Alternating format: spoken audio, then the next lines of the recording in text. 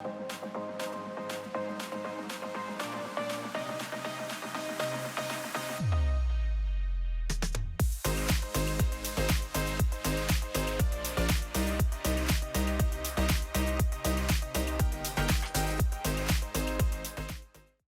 everyone, and welcome to the Savvy Cast. I am so grateful that you're here, whether you are listening to the podcast or watching on YouTube.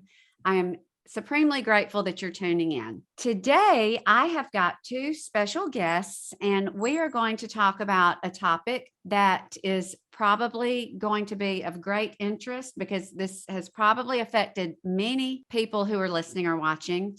We're going to be talking about breast cancer. But there is a bit of a twist to what we're going to be talking about today because we're going to be talking about breast cancer in men. And as you may know, that is very rare, but I'm here with Jim and Wendy Coupland, and they are going to share their journey as a married couple. Jim has had breast cancer, and they are going to just share their journey with you all. And Jim and Wendy, I just want to thank you so much for taking time to be on the Savvy Cast. Thank you for having us. Thank you.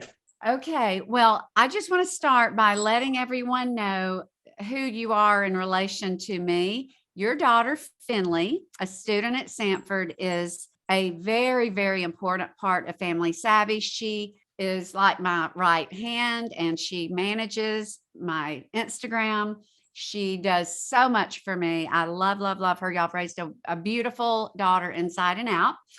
And if y'all will just start by just telling everyone just a little bit about yourself before we get into the details. Well, we've been married now right at 27 years, and Finley is our only child. She's been a great blessing to us, and life was good and moving right along until 2017, in July 10th of 2017, and that changed a lot for a while. How old was Finley and how long had y'all been married?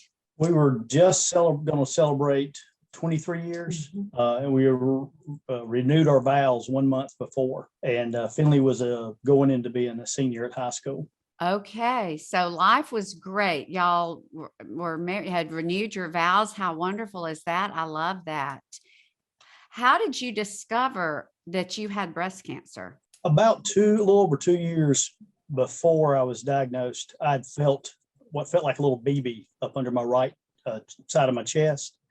And when I went to go see my regular doctor, I had him look at it. And when he looked at it, he said, it's a cyst, and asked me if it bothered me. And it didn't. So he said, well, don't worry about it. So I went another year, and I came back again for the doctor's appointment and showed it to him again. And he had said it was a cyst, same thing, if it bothered me. And it didn't. So I left again. And we were about to go to our vow renewal. And I went to the doctor, and it had changed a little bit. It felt a little different. So I went in there for a regular visit and had him look at it again. The third time, Jim, or is this the second time? Third time. The same doctor the third time. Okay. Right. And it never was a visit just for that. It was always just a regular visit, and I'd just have him look at it when I was there. And he, at that time, said, well, it has changed, so let's go ahead and arrange for you to have it removed. And I was walking back out to the car. He said, don't worry about it. There's no rush to it. And I was walking back out of the car, and they sent someone out to pull me back in to do an ultrasound on it, just to get that going. And when they did that, the person on the ultrasound told me that it looked solid instead of clear, but it still would be a cyst with no problem whatsoever. So we scheduled surgery about a month after we got back, and we went in for that, and I had it removed, and I thought that was going to be the end of it. Did a general surgeon remove that, Jim? Yes. Thinking yes, it was a cyst? Yes. And we didn't even know they sent it to pathology, and we didn't even know they were sending it off to pathology. Okay, that was going to be my question. So they knew they were going to send it off. You just didn't know. Okay, so Jim, now let me clarify. Was this was your third visit to the same doctor? How many years was it? The third? About 2.5. 2.5. Okay. So you had that, and how soon after the surgery did you hear back from them? I had a surgery on Thursday, and then they called us in early on Monday. And It was early. We were in bed. Didn't even know we were really waiting on a call back because they told us just come back in 2 weeks to get stitches out. We didn't know it was going to pathology or anything. So we were in bed Monday morning. It's like 6:45 and the phone rang. And so when I answered it, they just told me that they were with, the surgeon's office, and that pathology report had come back. And is there any way we could both come in as soon as possible that morning to talk with the doctor? So I knew something was not right, but I still never in my mind thought breast cancer. To be honest, I didn't even know men could get breast cancer. Mhm. And so that was kind of a big day too, because we were going to tour colleges. In fact, Sanford that day with Finley later that afternoon. But we got dressed and went on into the surgeon's office, knowing something wasn't right, but had no clue it was anything like it was. So when we got there, he just pretty much told us that he has breast cancer. And, my first question, I said, I didn't even realize men could get it. And Right. he said, yeah, absolutely. And he said, typically it is rare, but typically it's in men that are more 70s, 80s before you see it. Typically it's in much older. At that time, he was still in his late 40s. So it was very, very rare. He said, in fact, for him, it was the first man he had encountered in his office with breast cancer. And we were just stunned. I was shocked. I couldn't had 1,000 questions, but nothing could come out because I was just. I can shocked. imagine. So they tell you that, then what else did they tell you? Did they say, here's how far along it is, or you're going to see someone else? When they At that time- landed that into your lap, I mean, my goodness, what else? There's At got to that be time- more. Yeah, that doctor had said that we were needing to schedule a mastectomy for me. Right. And it was a lot of information right there at the beginning of, that we wanted to process, because Finley was waiting out in the waiting room at this time. We didn't have a clue we were about to get this news. So we left, told her, we decided to go ahead and go to UAB's breast cancer center at this time to get a second opinion. We went down to UAB. And they were really, really great. They ended up analyzing, had 3 oncologists come in, and it was difficult because they'd already removed the cancer had already been removed from my body. So they were able to get some of it and run their own pathology on it. And it, of course, was confirmed the same. Now, UAB down there, they had told us that instead of a mastectomy, they could do a lumpectomy. They weren't sure that they had it all, obviously. So that's why they needed to go ahead and do a lumpectomy. They had said we could do a lumpectomy, and if the margins didn't come back clear, then we'd have to do a mastectomy, but we could do it in stages. So we had scheduled at that time to do a lumpectomy. And a mastectomy for a male is quite different than a female, in the essence that there's no reconstructive surgery, and they said your chest can be kind of caved in at the end. You can have some disfiguration left to your chest. So we were thankful a lumpectomy was able to work. Okay, so you did a lumpectomy, and that's all you had to do. That was sufficient. It got everything. When they did the lumpectomy, they sent that off to check the margins, see if they were clear. They came back as clear. They also had to run tests on me to see if I needed chemotherapy and or radiation, or neither. And it came back that I needed radiation. So they scheduled me for 20 rounds of radiation. How do they determine whether you need chemo or radiation? There's a test they run, and I may have some of this off. Octoscore. Yeah, and I can't think of exactly. They take factors in and they give you a score. And if the score falls in a certain range, you need radiation. If it falls in other ranges, you need both, or just chemo. And luckily mine was very low. So mine fell in just radiation. Okay. So Jim. It was stage 2. Oh, okay. That's what I was going to ask. So, and stage 2 is it's obviously not 1, but it's considered early, correct? It's based on the size of what was removed, and the size of the tumor that was removed fit into stage 2. But it had not spread to any lymph nodes. At That time they didn't, didn't know, but at the lumpectomy, they removed some lymph nodes and ran tests on that, and those came back clear. Okay, so it was the margins were, it was just localized. Mhm. So did you, after your lumpectomy, was there any disfiguration, or was it a pretty clean operation from that regard? I guess kind of both. I've got about a 5-inch scar right across my chest. They had to take off some of my chest for that. Then they came in up under my arm to get the lymph nodes. So I've got 2 fairly large scars on my chest and on my side, but the recovery was pretty mild comparative. Mm-hmm. Okay. And then how soon after you had the lumpectomy did you go for your radiation? About 2 weeks after the surgery, he started radiation and did it for about a month. Okay. And I know there are 2 different approaches I want to take, because I want to hear the emotional part, because there's so many angles to this. But while we're on just the physical side, Jim, what was the radiation? What was the treatment like? Was it fairly easy, tolerable, or pretty rough?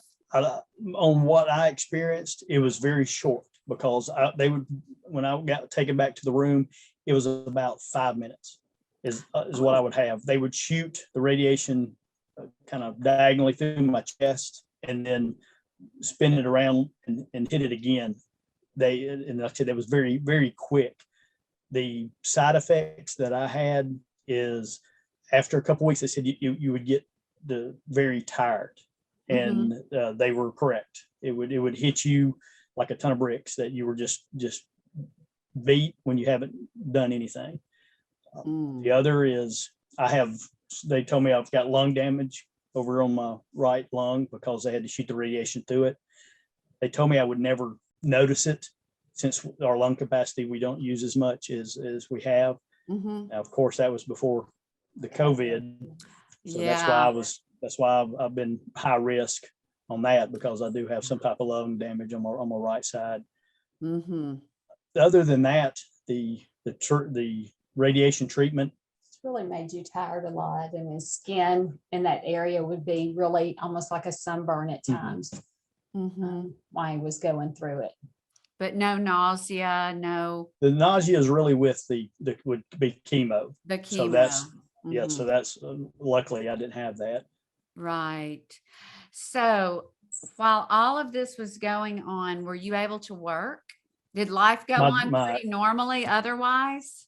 My employer was very was great. My boss was great. They had told me at the time, whatever you need to do, do it to take care of yourself. And the way the radiation was set up, we would drive down there, and I called Wendy my radiation buddy, because we would load up every morning at 9 o'clock. Yeah. And we'd go down there and have the radiation, be back by about 10:30. So I was luckily I was able to work from home during that time. So was able to work through it. And Wendy, you work at home as well, correct? So that worked out great. Okay. Yes, that did. Well, Wendy, tell me from your vantage point, because I'm just sitting here thinking, if this were me and this were Zane that had the breast cancer, I have 1,000 things running through my mind. The first of which would be fear. What was your first reaction, and what was the hardest thing about this? I think it was lots of fear. I'm a Christian, and lots of prayer. Yeah. Primarily, but even being a Christian and knowing God can do anything, we all have expiration dates on this world. Yeah. So we do. So that's the reality of it as well. And so it was tough. I many nights just lay awake and just praying and hoping that he would, Finley going into school as a senior, I remember just many nights going, please, Lord, let him be here to see her graduate. And then as a mom, just as a parent, I would also, it sounds crazy, but I knew I would want Finley to go to college. He would want her to go to college. And with that being our only child, I remember just scared going, I'm going to be alone. Lord, please please heal him. And I don't want to be just alone. And Yeah. I mean, I loved him since I was quite young. Oh, were y'all And, childhood sweethearts? Yes. We grew up next door to each other. Oh So- my goodness, you're kidding. So how old were y'all when you knew each other? When they moved into the neighborhood, I was about 6. So I've got memories of her parents before she does. He was my brother's friend growing up. So it was funny because he was my brother's friend and did not like him. And, he was. That's so my funny. How brother. much older? Yes, What's your age difference? 4 years difference. Okay, well, that's not much, but it's old enough for you to have a memory, because when you get a memory, I think you're 5.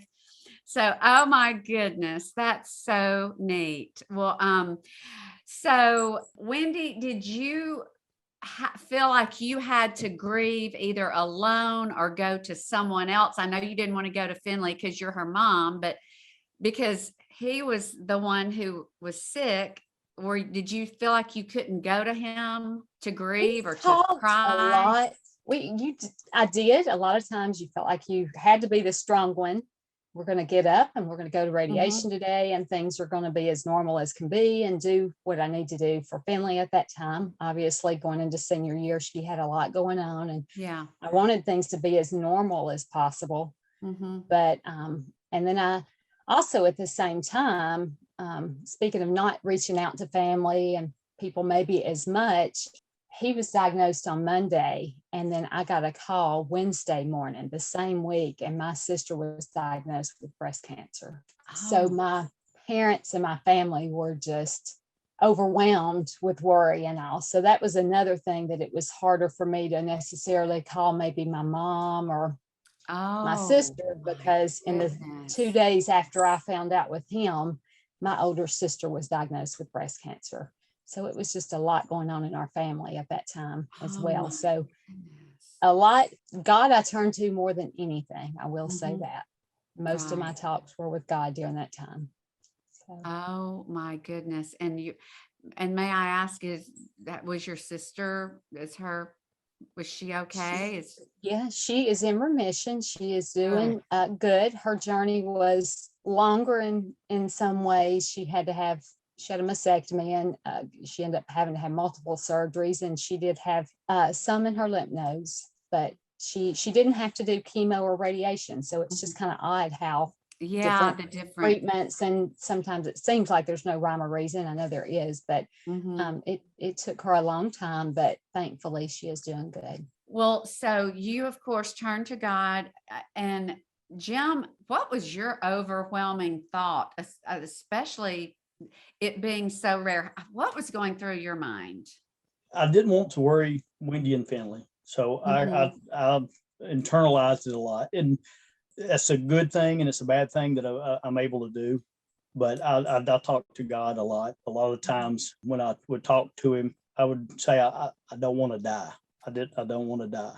And I know the Lord would heal me. I just didn't know if he would take the cancer from me or take me from the cancer. Wow. So by that time I would say, please, I don't want to leave them alone. And selfishly, I did want to experience. I wanted to walk Finley down the aisle one day. I wanted to see her graduate. Luckily, the Lord did give me peace during the journey, and I could feel him with us. So a lot of those trying times were minimized, so to speak. I mean, I still had a lot of them, but I didn't dwell on it near as much as I would have thought I would have. Were you able, I know you're both Christians and you, I'm sure, are active in your church. Did you ever go to another friend, like another male, and talk about this? Or I know men are different in their relationships, and, women tell each other everything, and we, cry and just share everything. But was that something you just didn't do or wouldn't want to do as a man? I guess I didn't go to a friend and talk to him like that about what I was going through.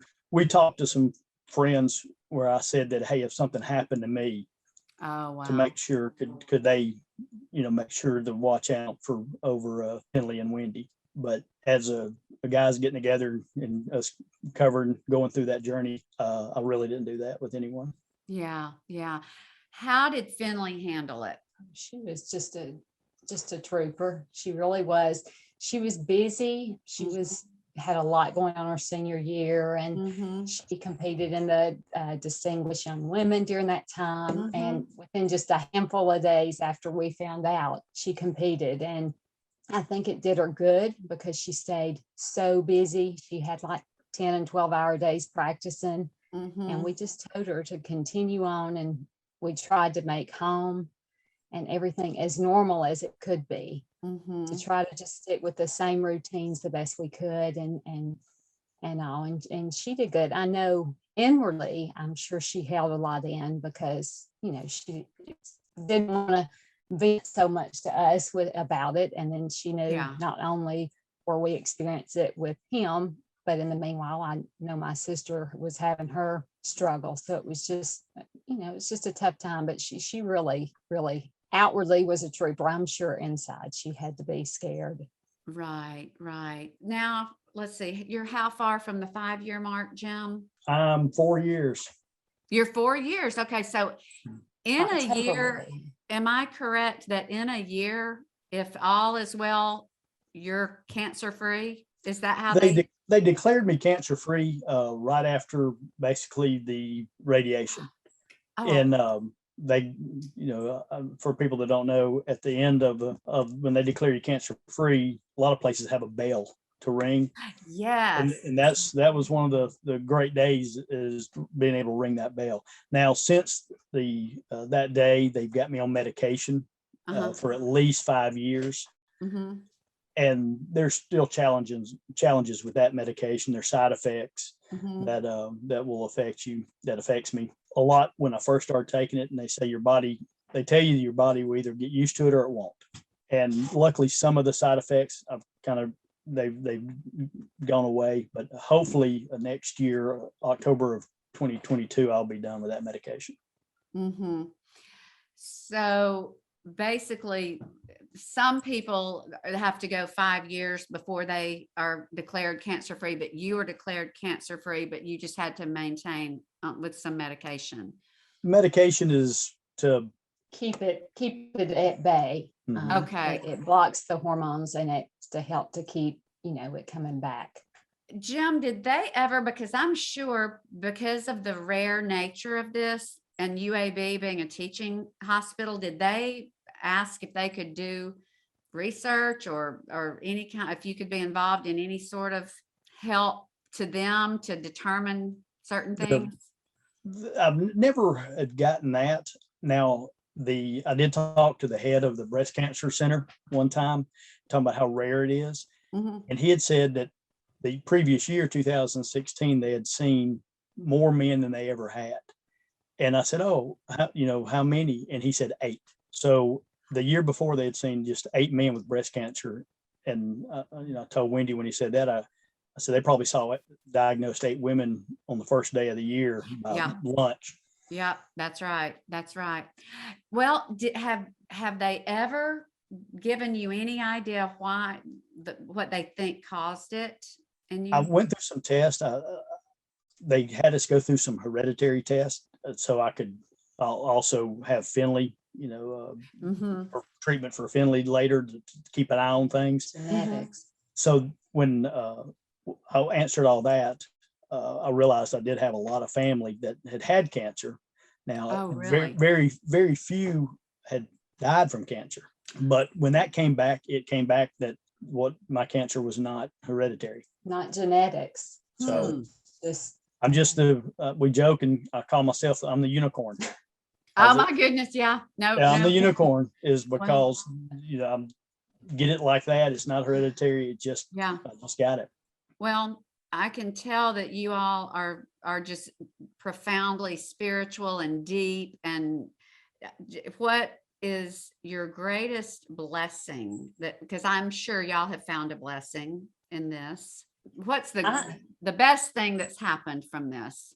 Well, I think obviously being able to ring that bell and be declared cancer free for him is just the biggest blessing. But Mhm. during it, we truly, there were times you could just feel God so strong, overwhelming.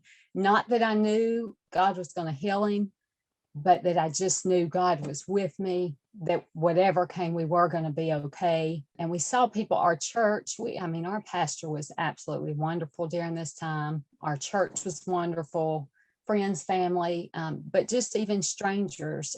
Let Jim tell you real quick. We stopped one day during radiation, days if he wasn't too tired, we would stop and we called it radiation lunch dates at different places.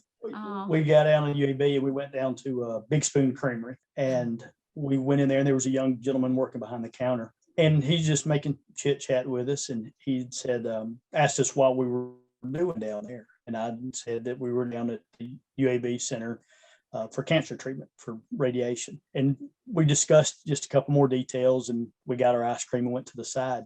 And we got done, and a few other customers had come in. And the worker at that time, he just called us over, and he said, this may not be the right thing or appropriate, but I just feel like I need to pray for y'all. And right there with the customers, there was a couple customers. He sat there and we held hands, all of us, and he just said the most beautiful prayer. That was amazing. I got chills right now just thinking about it. You could just feel the Holy Spirit, and he was young, and it was just so bold of him he just stopped and took us to the side and just prayed. And like he said, just an amazing prayer. You could feel the Holy Spirit. You could just an unbelievable presence. And it was something just to see a young gentleman in the middle of an ice cream shop we had never been to before.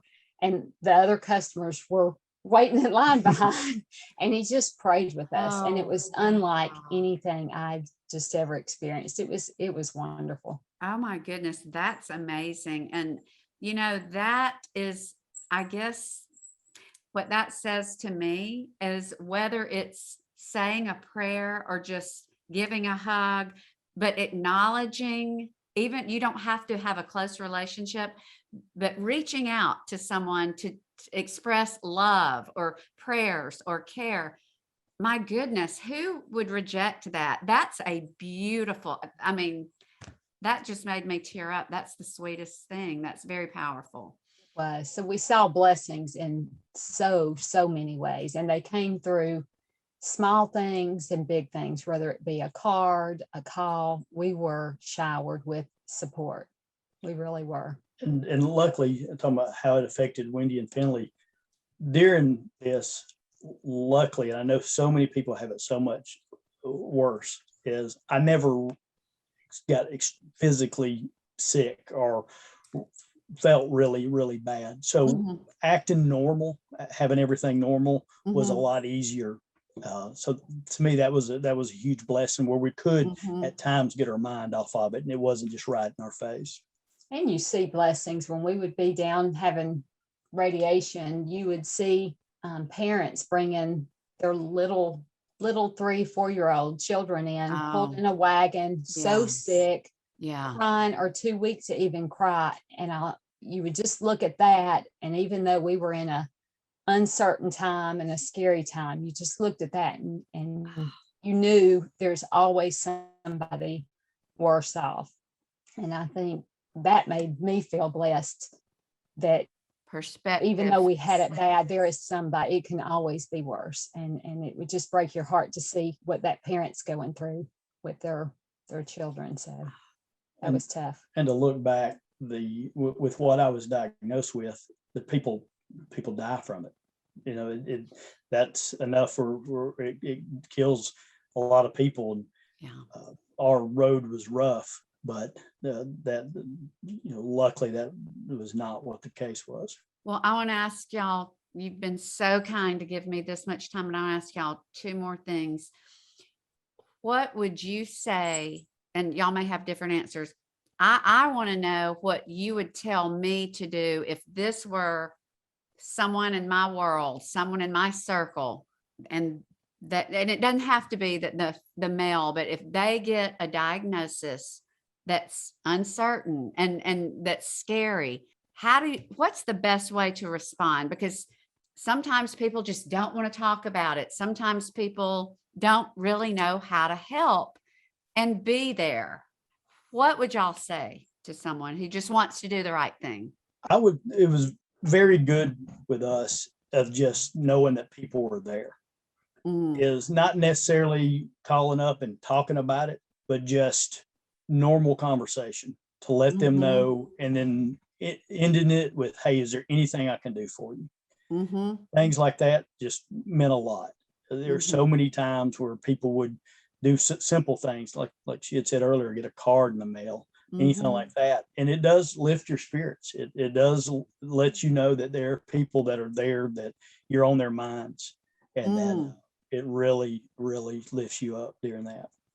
I think for me, I don't think there's a right or wrong way to feel or necessarily behave at first, so to speak. But for me, when we found out that day, we came home and we went ahead and toured Sanford, and inside I was just torn apart. And I called my parents and told my mom and dad, and I asked them then, I don't know why, but I did not want anybody else to know. It was like I needed to digest it between us. I needed to come up with a plan, so to speak, and just kind of digest it. And I said, and I know that was probably a lot for them, but I just said, I just don't want anybody to know this yet. And so it was a few days, in fact, 2 days later, when my mom called about my sister, that, but at that time, for me, it was like I didn't want to really, for about a week, I didn't want to talk to anybody other than him or Finley. I just, and it wasn't anything bad against anybody. It was just, I just didn't feel like talking to anybody. I didn't know what to say, just how to feel.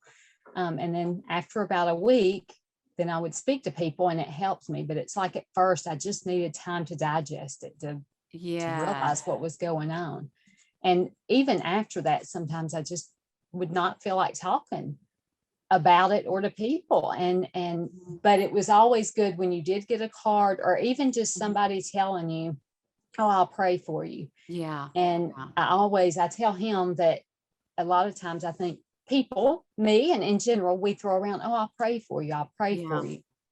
And life's busy, and we don't sometimes stop to pray for that person. And I think after that, I told him, when I say I'm going to pray for somebody, I know that what it means, the weight of it now. But I know when people told me, I'll pray for you, at that time, there was nothing anybody could do for us except for pray. And if I knew and felt, I know those people are praying for me, it was like unbelievable. Better than anything anybody could have done for us.